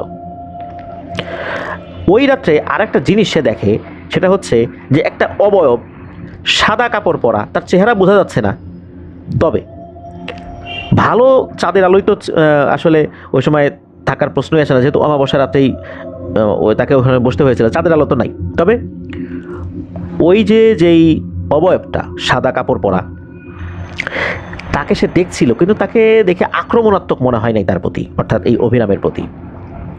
তো যাই হোক, ওই রাতটা জাস্ট এতটুকুই হয়েছে, আর কোনো ভয়ের ঘটনা ঘটেনি। এরপরের অমাবস্যা সাধুর কথা মতো আর একটা শ্মশানে যায়, গিয়ে দেখে যে একটা জায়গায় মাটিতে আগুনের বিভিন্ন জিনিসগুলো আছে, চিহ্ন রয়েছে। মনে হয় কিছুক্ষণ আগে এখানে দাহ করা হয়েছে। কয়লাগুলো তখনও গরম ছিল আর কি। কোনো কোনো কয়লা তখনও লাল টকটকে হয়েছিল, কোনো কোনো জায়গায় পুরো কয়লার জায়গা না, কিছু কিছু অংশে আর কি তখন দেখা যাচ্ছিল যে এখনই নিভে যাবে এমন একটা অবস্থা, ধোঁয়া উঠছিল। তো ওই রকম একটা জায়গার পাশে বসে তাকে মন্ত্র জপ করতে হবে। সে সেখানে মন্ত্র জপ করছে অনেকক্ষণ হয়ে যায়, কোনো ভয়ের ঘটনা ঘটে না। এরকম করতে করতে করতে করতে শেষ রাত, অর্থাৎ যখন তার মন্ত্র জপ করার সময়টা শেষ হয়ে এসেছে, তখন সে দেখে তার সামনেই, চোখের সামনেই দেখে যে মাটির ভেতর থেকে একটা হাত উপর দিকে উঠে এসেছে। আর এই হাতটা আস্তে আস্তে উপর দিকে উঠে আসছে। অনেক সময় আমরা যদি সরু কোনো জায়গা দিয়ে উপর দিকে উঠি, তখন হাতটা উপরের দিক দিয়ে দুই হাতের উপর ভর করে মাথাটা উঁচা করি না, মনে হচ্ছে ওই রকম করে কোনো একটা অবয়ব ভেতর থেকে বের হয়ে আসলো। বের হয়ে আসার পর তার চেহারাটা খুব ভালো করে সে দেখতে পাচ্ছিল না, যেহেতু অন্ধকার ছিল। যতটুকু দেখা যাচ্ছিল তাতে চেহারাটা খুব বেশি ভয়ঙ্কর এরকম মনে হচ্ছিল না, অনেকটা কাদা মাটি মাখানো কোনো একটা মনুষ্য অবয়বের মতোই মনে হচ্ছিল। তবে ওই জিনিসটা ওঠার পর এই অভিরামকে বলে, অভিরাম ভয় পাস না, তুই আসছিস ভালো, যা, তোর সাথে আমার পঞ্চম রাতে দেখা হবে। এটা বলার সাথে সাথে ওই অবয়বটা একদম ভ্যানিশ হয়ে যায়। এই কথাও যখন ওই গুরুকে গিয়ে বলেছেন এই অভিরাম, গুরু বলেন যে হ্যাঁ, এটাও ভালো লক্ষণ, ঠিক আছে, পরবর্তী ধাপের জন্য তোকে তৈরি করব। এর পরের অমাবস্যার জন্য গুরু তাকে বিভিন্ন ধরনের রিচুয়াল করায়, আস্তে আস্তে সে তৈরি হয়েছে আর কি। পঞ্চম রাত, যেটা অর্থাৎ পঞ্চম অমাবস্যায় সবচেয়ে পুরনো একটা শ্মশান ওই এলাকা, সেখানে তাকে যেতে হয়। এই শ্মশানে পৌঁছতে হলে নাকি জঙ্গলের ভেতর দিয়ে যেতে হয়, মধ্যরাতে যেতে হবে। আর ওই সময়ের আবহাওয়াটা একটু ঝড়ো আবহাওয়া ছিল আর কি, এমনিতেই মানে প্রাকৃতিকভাবেই কোনো ভূত প্রেত যে ঝড়ের আবহাওয়া সৃষ্টি করছে বিষয়টা এরকম না। যেহেতু অমাবস্যার রাত ওটা ছিল, ঝড়কে ভয় পেলে তো চলবে না, যেতে তো হবেই। ওই ঝড়ো আবহাওয়ার মধ্যে দিয়ে সে যাচ্ছিল। আর যাওয়ার আগে কিন্তু ওই বিষ্ণুপদ গোস্বামী, যিনি সাধু, তিনি কিন্তু অভিরামকে কাছে নিয়ে বলেছিলেন যে তোর মন পরিষ্কার, তোর মনে কোনো লোভ নেই, আমার বিশ্বাস তুই তোর কাজে সফলতা অর্জন করতে পারবি, যা, তুই যা, ভয় পাস না। এরপর সে তো চলে যায়। শ্মশানে ঢোকার পরপরই শুরু হয়ে যায় খুবই ঝড় তুফান। এমন ঝড় তুফান যে ওখানে বসে থাকাই কষ্ট হয়ে যায়। একটা পর্যায়ে ঝড় তুফান কমে আসে, তারপর একটা পুরনো চিতার পাশে এসে বসে পড়ে। এরপর গুরু শিখিয়ে দেয়া মন্ত্র জপ করতে থাকে। হঠাৎ করে মনে হলো চারদিকে এতটাই নীরবতা বিরাজ করছে, এতটাই নিস্তব্ধতা, রাতের নিশাচর প্রাণীগুলো তাদের ডাক থামিয়ে দিয়েছে। নিঃশ্বাসের শব্দ মনে হচ্ছে ভয়ঙ্করভাবে তার দিকে ফেরত আসছে, বাতাসও মনে হচ্ছে থেমে গেছে। হঠাৎ ধীরে ধীরে একটা কালো ছায়া তার সামনে আবির্ভূত হয়। ছায়াটির চোখ আগুনের মতো জ্বলছে, তবে তার শরীর থেকে এক ধরনের সুগন্ধি বের হয়ে আসছে। সেই সাথে কোনো কিছু পোড়ালে, কাগজ বা অন্য কিছু পোড়ালে এক ধরনের গন্ধ হয় না, মনে হচ্ছে ওই রকম একটা গন্ধও আসছে। তার চুলগুলো বেশ লম্বা। এটা দেখার পরও অভিরাম কিন্তু মন্ত্র পড়া থামায় না, সে মন্ত্র পড়তেই থাকে। এবার সে অনুভব করে এই ছায়ামূর্তিটার মাথা একদম তার মাথা থেকে 1 কি 2 ইঞ্চি দূরে আছে, মানে তার মুখের একদম কাছাকাছি মাথা নিয়ে এসেছে, তাকে এত কাছাকাছি দেখছে আর কি, এত কাছ থেকে তাকে দেখছে। অভিরামের কাছে মনে হলো ওই ছায়ামূর্তি নিঃশ্বাস নিচ্ছে, ওই নিঃশ্বাসের যে গরম বাতাস এটাও তার মুখে এসে লাগছে। চোখের সামনে এই জিনিসটা দেখছে, ভয়ে সে চোখ বন্ধ করে ফেলে। এরপর অভিরাম ফিল করে যে সে যেখানে বসে আছে মনে হচ্ছে মাটিটা আস্তে আস্তে নরম হয়ে যাচ্ছে, শক্ত মাটি মনে হচ্ছে আস্তে আস্তে কাদামাটি হয়ে যাচ্ছে, আর আস্তে আস্তে সে ওই কাদামাটির মধ্যে ডুবে যাচ্ছে, চোরাবালির মধ্যে পড়ে গেছে এমন মনে হচ্ছিল। আর এটাও মনে হচ্ছে নিচে কেউ তাকে টানছে, আস্তে আস্তে 1 ইঞ্চি 1 ইঞ্চি করে করে আস্তে আস্তে সে ডুবে যাচ্ছে। এরপর সে আরও জোরে জোরে মন্ত্র পড়তে থাকে। এবার দেখে সব কিছু স্বাভাবিক, তবে ছায়ামূর্তিটা এবার মাথা একদম কাছে নিয়ে যে দেখছে তাকে, বিষয়টা এরকম না, সে একটু দূরে দাঁড়িয়ে আছে। ওই ছায়ামূর্তিটা হাত উঁচা করে, আমরা অনেক সময় আশীর্বাদ করতে দেখি না, হাত উঁচা করে, মনে হচ্ছে ওই রকম আশীর্বাদ করলো। এরপরে ওই ছায়ামূর্তিটাও নাই, যখন দেখলো ছায়ামূর্তিটা নাই তখন এই অভিরাম অজ্ঞান হয়ে যায়। এদিকে তার যে ওস্তাদ, উনি লোক পাঠিয়েছিলেন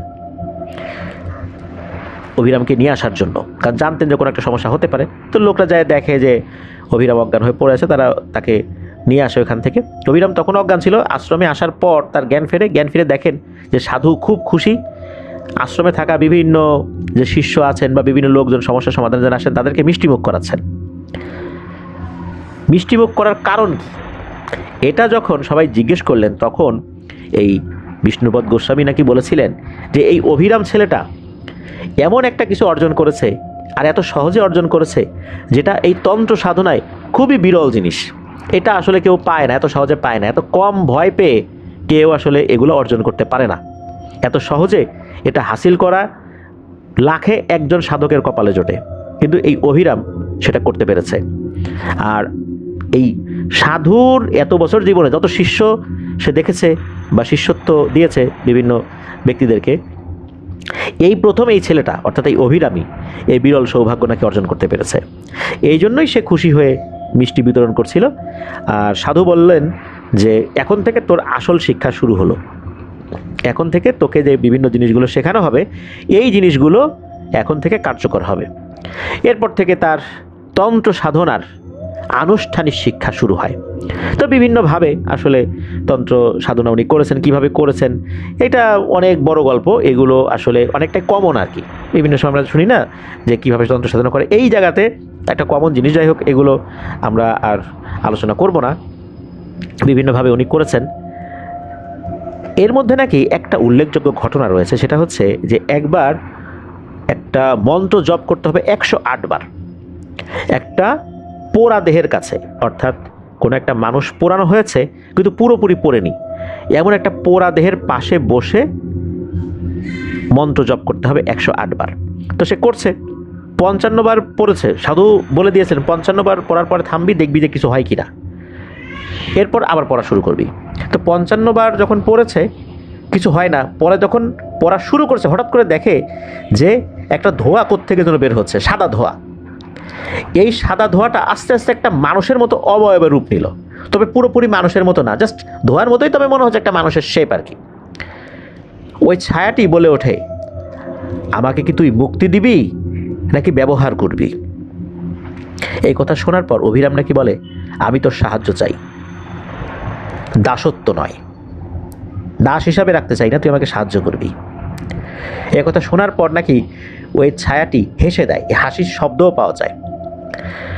এরপর ওই ছায়াটি বলে, তুই আমাকে ভালো এবং খারাপ দুইটা কাজই করতে বলতে পারিস, তবে মনে রাখিস ভালো কাজে তোর জন্য ভালো, আর খারাপ কাজ আমাকে দিয়ে করালে তুই তোর বিপদ ডেকে আনবি। তুই বললে আমি না করব না, করে দিব, তবে শর্ত কিন্তু এটাই।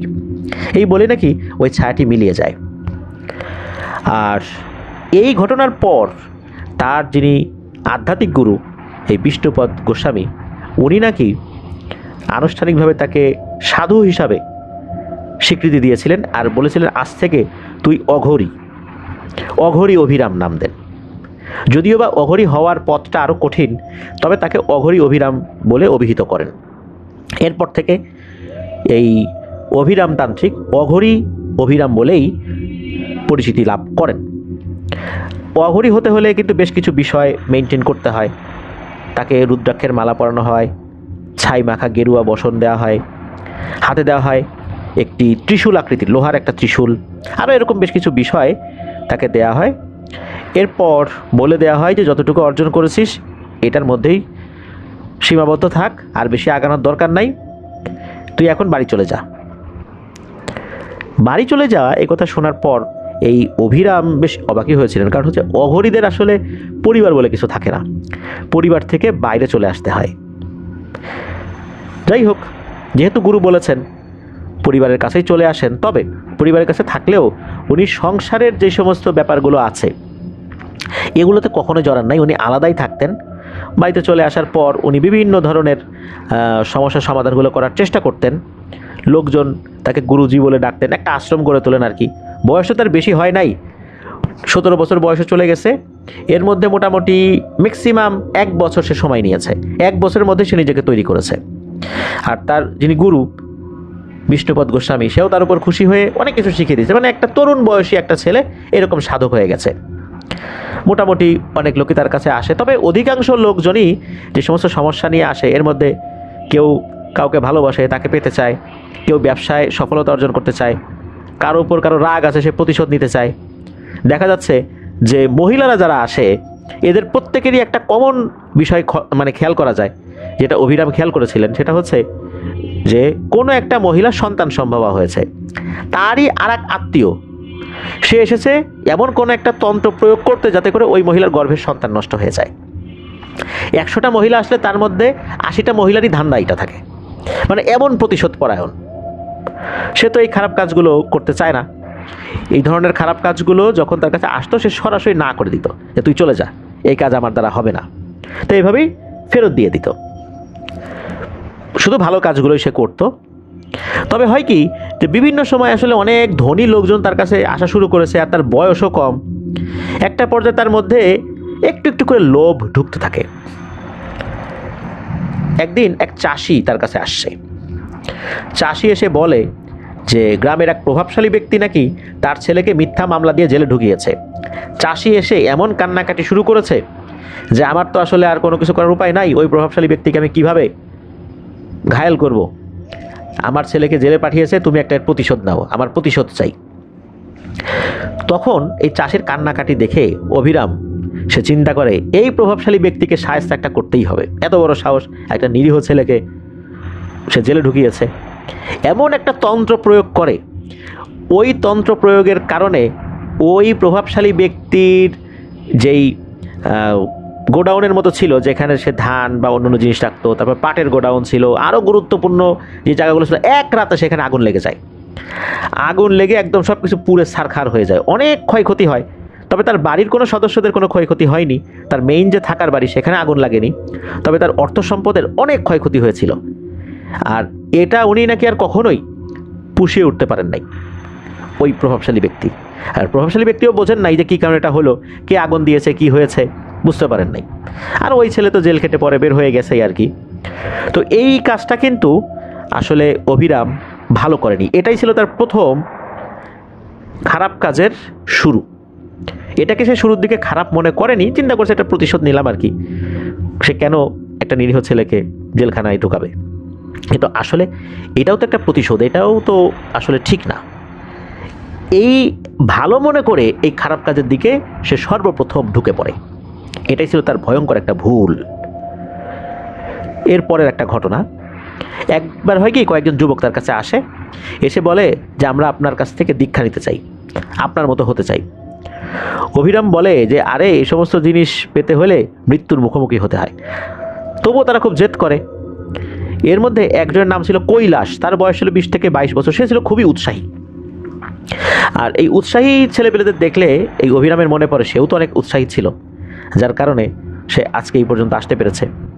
তো অভিরাম তাকে একটা অল্প শক্তির একটা মন্ত্র শিখিয়ে দেয়, মানে এই মন্ত্রের শক্তিটা খুব একটা বেশি না, একটা জিন ডাক দেওয়ার জন্য। তো হয়েছিল কি, এই কৈলাস ছেলেটা এই মন্ত্রটা ভুলভাবে উচ্চারণ করেছিল, তার উচ্চারণটা ভুল হয়েছিল। সকালবেলা এই কৈলাস ছেলেটা বিপর্যস্ত অবস্থায় অভিরামের কাছে ফেরত আসে। সে বলে যে আমার মাথার উপর মনে হচ্ছে কেউ বসে আছে, সে নামছে না। মাথার উপর একটা বোঝা চাপিয়ে দিলে মানুষের অনুভূতি কেমন হয়, মনে হচ্ছে তার মাথার উপর একটা বোঝা চাপিয়ে দেওয়া হয়েছে। সে বসতে পারছে না, শুতে পারছে না, হাঁটাচলা করতে পারছে না। সে বলছে দ্রুত আমার মাথা থেকে এই বোঝাটা নামায় দেন। আর মাথার উপর থেকে নাকি একটা আওয়াজ আসছে, যে আওয়াজটা শুধু সে শুনছে, সেটা হচ্ছে যে তোর আত্মাটা আমার, আমি এটা নিয়ে যাব, এরকম নাকি বলছে। তো অভিরাম বুঝতে পারে যে আসলে ঘটনাটা কি হয়েছে, এই ছেলেটা আসলে ভুলভাবে মন্ত্র উচ্চারণ করেছে, যার কারণে সমস্যা তৈরি হয়ে গেছে। তো অভিরাম এটা ঠিক করার চেষ্টা করেছিল, তবে লাভ হয়নি। 2 দিনের মাথায় ছেলেটা প্রচণ্ড জ্বরে কাঁপতে কাঁপতেই মারা যায়। তো অভিরাম চিন্তা করলো যে এরকম অতি উৎসাহী ছেলেটাকে আমি যে এই জিনিসটা শিখাই দিলাম, আমার তো উচিত ছিল একে ফেরাই দেয়া, কাজটা কি ভালো হইলো? ছেলেটার মৃত্যুর জন্য হয়তো আমিই দায়ী। তো অভিরাম এরকম চিন্তা করছেন, এটাও তার একটা ভুল হয়েছিল। এরপর আসি একটা ব্যক্তিগত প্রতিশোধে। একদিন এক পুরনো শত্রু, যার নাম হচ্ছে বিনয় সরকার, এই বিনয় সরকার একসময় এই অভিরামের মা বাবাকে জমি থেকে উচ্ছেদ করেছিল। তো সে নিজেই এক রোগ নিয়ে ওই অভিরামের কাছে আসে, একটা রোগ হয়েছিল তার। তো অভিরামের কাছে এসে বলে যে তোমার তো খুব নাম শুনছি, আমাকে একটু বাঁচাও, আমি খুব সমস্যার মধ্যে আছি। অভিরামের কিন্তু মনে পড়ে যায় এই লোকের কথা। এখন এই লোক ভুলে গেছে, কারণ এই লোক তো অনেক লোকেরই এই ধরনের ক্ষতি করেছে, বহু লোকের জমি থেকে উচ্ছেদ করে সে জমি দখল করেছে, এত মানুষের ক্ষতি করেছে, তার তো একজন ব্যক্তির কথা মনে থাকার কথা না। অভিরামের কিন্তু মনে ছিল যে এই বিনয় সরকারই হচ্ছে সেই ব্যক্তি যে জমি থেকে উচ্ছেদ করেছিল। তখন অভিরাম চিন্তা করছে যে কি করব, প্রতিশোধ নেব না নেব না। একটা পর্যায়ে ব্যক্তিগত প্রতিশোধ নেওয়ার জন্য তার মনের মধ্যে একটা সায় পেয়ে যায় সে, যে হ্যাঁ কাজটা করি। সে একটা মন্ত্র শিখিয়ে দেয় যে তুমি এই মন্ত্রটা বেশি বেশি করে পড়ো, তাহলে তুমি ঠিক হয়ে যাবে, আর কিছু লাগবে না। আসলে এই মন্ত্রটাই ছিল ভয়ঙ্কর একটা জাদু। এই বিনয় সরকার চলে যাওয়ার সময় আরও একটা জিনিস দিয়েছিল, একটা তাবিজ জাতীয় কিছু, বলেছিল যে এই তাবিজটা ঘুমানোর সময় বালিশের নিচে রাখবা আর এই মন্ত্রটা পাঠ করবা, দেখবা যে তোমার অবস্থা ভালো হয়ে গেছে। তো বিনয় সরকার তো চলে যায়, বালিশের নিচে ওই জিনিসটা রাখে, রাতের বেলা বেশ কয়েকবার মন্ত্র জপ করছে, শুয়েছে। সকালে উঠে দেখে তার কোমর থেকে নিচের অংশ সে নাড়াতে পারে না, অবশ হয়ে গেছে, প্যারালাইজড হয়ে গেছে একদমই। আর তারপরের দিন নাকি পুরো শরীর প্যারালাইজড হয়ে গিয়েছিল, আর এভাবেই বিছানায় পড়ে ধুকে ধুকে লোকটা মারা গিয়েছিল। মূলত এমন একটা তন্ত্র শিক্ষা দিয়েছিল, এইটার ফল খুব ভয়ঙ্কর, এটা যে পড়বে তার ভয়ঙ্কর ক্ষতি নেমে আসবে। অভিরাম ইচ্ছাকৃতভাবে প্রতিশোধ নেওয়ার জন্য কাজটি করেছিল, যেটা ছিল তার গুরু শিক্ষার বিপরীত, সম্পূর্ণরূপে বিপরীত। এরপর হয় কি, একবার এক ব্যবসায়ী নাকি তার কাছে আসে। সেই ব্যবসায়ী এসে বলে যে আমি তো এক মেয়েকে ভালোবাসি, কিন্তু মেয়েটা অন্য লোককে বিয়ে করছে, আমি তাদের সংসার নষ্ট করতে চাই, আপনি কিছু একটা করেন। অভিরাম শুরুর দিকে না না বলতেছে, কিন্তু আসলে হয় কি, সে আস্তে আস্তে প্রতিশোধ, তারপরে বিভিন্ন ধরনের খারাপ কাজের মধ্যে ঢুকে যাচ্ছিল। সে ওই রকম জোর দিয়ে না করতে পারছিল না, কেন জানি। আর এই ব্যবসায়ীও বেশ টাকা পয়সার মালিক ছিল। সে করে কি, প্রায় 7-8টা টাকার বান্ডিল তার সামনে রাখে। সে বলে, আপনি চাইলে আরও দেব, আমার কাজটা করে দেন। এতগুলো টাকা সামনে দেখে অভিরাম আর লোভ সামলাতে পারে না, সে কাজটা করে দিতে রাজি হয়ে যায়। তখন অভিরাম বলে, আমি মোহন বশীকরণ তন্ত্র প্রয়োগ করব, তবে শুধু টাকা না, তোমাকে আরও কয়েকটা জিনিস এনে দিতে হবে। 100টা কুমড়া এনে দিতে হবে, আর এমন একটা মৃত মানুষের নখ এনে দিতে হবে, তাকে চিতায় ওঠানোর আগে নখটা কাটা হয়েছে। তো এ সব কিছুই সে সংগ্রহ করে নিয়ে আসে। কোনো লোক মারা গেছে, তাকে চিতায় উঠাবে, তার নখ হয়তো বা কেটেছে। নখ কাটা বলতে আমরা অনেক সময় যখন নখ কাটি তখন এই নখগুলো তো ফেলে দেই, হয়তো বা ওই রকমভাবেই সে সংগ্রহ করেছে। তবে কীভাবে সংগ্রহ করেছে এটা জানা যায় না, তবে সে এই সবগুলো ঠিকঠাক মতো সংগ্রহ করে এনেছিল। এরপর শ্মশানঘাট থেকে মৃত লাশের যেই ছাই, এই ছাইও কিছু আনা হয়েছিল। এরপর কালো ঘি, এরকম বেশ কিছু জিনিস, সব কিছু আসলে বলতে পারেন নাই এই অভিরাম তান্ত্রিকের যে নাতি। তো এরপর অভিরাম তান্ত্রিক এই জিনিসগুলো দিয়ে কাজ শুরু করে। সে অনেকটাই নাকি সফলও হয়েছিল ওই রাত্রেই। তবে এইখানে একটা ভয়ঙ্কর বিপদ ডেকে নিয়ে আসে, কারণ এই কাজটা করার সময় সে যাকে আহ্বান করেছিল সে নাকি বলেছিল যে অভিরাম, তুই দিনকে দিন কিন্তু খারাপ হয়ে যাচ্ছিস, এই কাজটা আমি করে দিব, তবে মনে রাখিস এরপর থেকে তোর শক্তি আস্তে আস্তে কমে আসবে, তুই খারাপ কাজে ঢুকে গেছিস। তো এই কাজটা করার পর সংসার কিভাবে নষ্ট হয়েছিল এটা আসলে ওইভাবে নিশ্চিতভাবে জানা যায় না, তবে হয়েছিল এতটুকু জানা যায়। তবে অভিরাম সে একটা বিষয় খেয়াল করলো, সে দিনকে দিন দুর্বল হয়ে পড়ছে, তার শরীরটা শুকিয়ে যাচ্ছে, তার কথাবার্তায় অসংলগ্নতা দেখা যায়। এখন যেটা বলে একটু পরে সে সেটা ভুলে যায়, আর এলোমেলো কথা বলে, সেটা নিজেও সে টের পায়। রাতের বেলা সে ঘুমাতে পারে না, জেগে ওঠে, দুঃস্বপ্ন দেখে।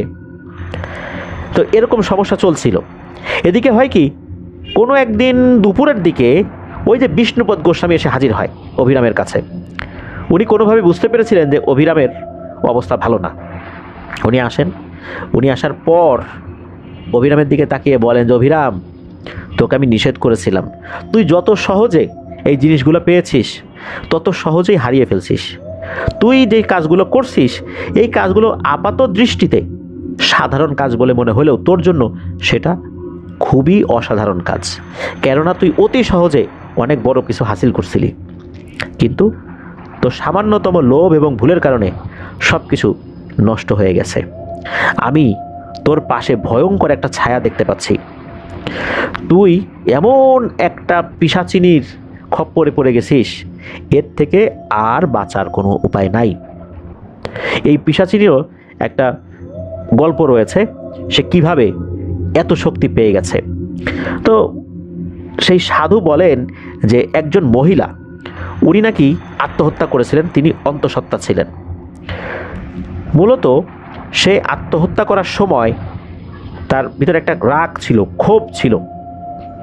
ওই ক্ষোভ থেকে সে কিছু তন্ত্রমন্ত্রের নিয়ম জেনেছিল, আর আত্মহত্যা করার আগে সে তার আত্মাকে এক পিশাচিনীর উদ্দেশ্যে নাকি উৎসর্গ করে যায়। মানে মৃত্যুর আগে বলে যায় যে আমি আমার আত্মাকে অমুক পিশাচিনীর উদ্দেশ্যে উৎসর্গ করে যাচ্ছি। এই বলেই সে তার গর্ভের সন্তান সহ গলায় ফাঁস দিয়ে দড়িতে ঝুলে পড়ে। এরপর নাকি ওই পিশাচিনীটা ভয়ঙ্কর শক্তিশালী হয়ে ওঠে, আর তাকে বলা হয় চিন্তাহীনী পিশাচিনী। এই পিশাচিনীটা এমন টাইপের পিশাচিনী যে উদ্ভ্রান্ত হয়ে ঘুরে বেড়ায়। প্রতিশোধ পরায়ণ হয়ে ঘুরে বেড়ায়। তো এই জিনিসটাই পিছু নিয়েছে এই অভিরাম তান্ত্রিকের। এই বিষ্ণুপদ গোস্বামী বলেন যে উনি চেষ্টা করবেন এর থেকে ছাড়ানোর জন্য, তবে এই তন্ত্রবিদ্যা যেন অভিরাম তান্ত্রিক একেবারেই ছেড়ে দেয়, তার দ্বারা আর কিছু হবে না। কারণ তার সাথে ভালো পিশাচিনী যেগুলো ছিল চলে গেছে, এরা এই টাইপের কাজ করে না। যদিও বা এরা পিশাচিনী, তবে এরা এই টাইপের কাজগুলো পছন্দ করে না। তো অভিরাম বলে ঠিক আছে আমি ছেড়ে দিব, গুরুর কথার অবাধ্য আর সে হবে না, সে বলে। তো অভিরাম সে এই কাজ ছেড়ে দেয়। এরপর গুরু বলে যে তাকে সংসারী হয়ে যেতে। অভিরাম তান্ত্রিক সংসারী হয়েছিলেন, উনি বিয়ে করেছিলেন, তবে তার কোনো সন্তানাদি হয় নাই। আর হঠাৎ করেই অভিরাম তান্ত্রিক মারা গিয়েছিলেন।